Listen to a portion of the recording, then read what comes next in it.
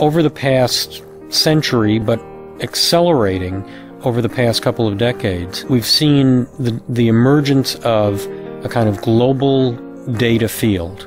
The planet itself, natural systems, human systems, physical objects, have always generated an enormous amount of data, but we didn't used to be able to hear it, to see it, to capture it. Now we can, because all of this stuff is now instrumented, and it's all interconnected, so we can actually have access to it. So, in effect, the planet has grown a central nervous system. So there's about 1 billion people using the internet at the moment, and that's set to grow to probably 2 billion in the next couple of years. And we think that's quite a lot, but over the last 10 years I've been looking at devices being linked up together using networks, so little sensors on things, these temperature sensors and traffic sensors and flow rate of water and how much electricity, all transmitting data. It won't be long, and it may even have happened already, that there's more things on the internet than there are people on the internet. That's really what we mean by the Internet of Things. Then you get this sea of data that you just drown in, literally. And there's this triangle that's been quite well documented called the DIKW triangle. That's data, information, knowledge, and a little tip at the top is wisdom. The D at the bottom is a sea of data, and when we get this data back home and start doing stuff with it, we apply intelligence to it and transform up that stack. So we go from data into information, information into knowledge, and then glean some wisdom from that. And that's really what the analytics part of our Smarter Planet story is all about.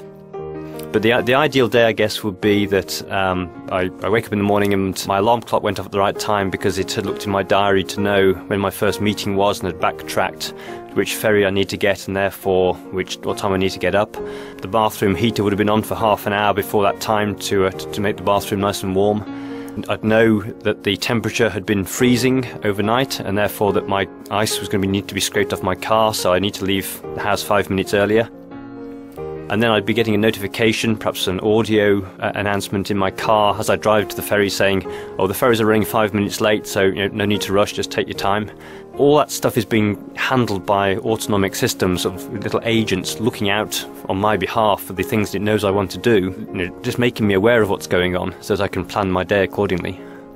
So the system of systems is really what emerges when you start to link these things up. So the fact that you've got isolated systems, for example, my house on its own, with its energy monitoring and the water monitoring and the detecting if the windows and doors are open, that kind of stuff, it's a system, certainly, but it's not a system of systems.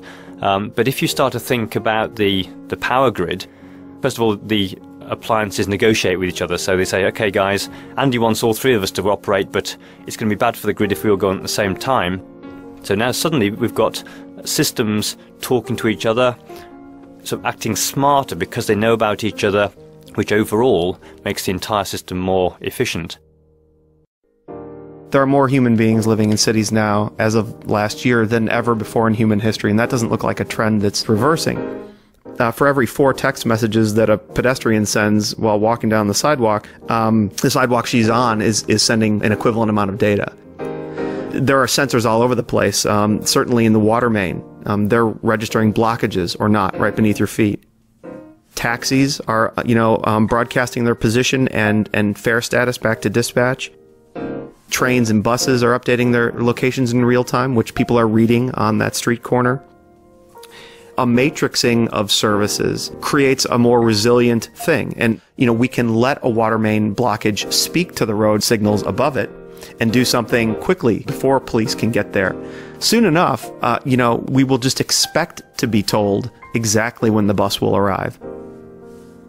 Look at that complex set of relationships among all these complex systems. If we can actually begin to see the patterns in the data, then we have a much better chance of actually getting our arms around this.